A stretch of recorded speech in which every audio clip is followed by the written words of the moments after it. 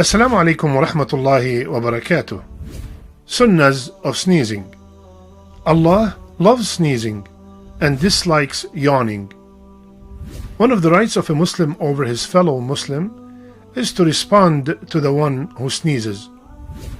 When someone sneezes, they should say, Alhamdulillah. The one who hears him should say, Yarhamukallah, which means, may Allah have mercy on you. The one who sneezed should reply by saying, Yahdikumullah wa yuslih balakum, which means, may Allah guide you and set your affairs in order. Covering the mouth when sneezing is another sunnah, and similarly lowering the sound of the sneeze. Please share to spread the khair.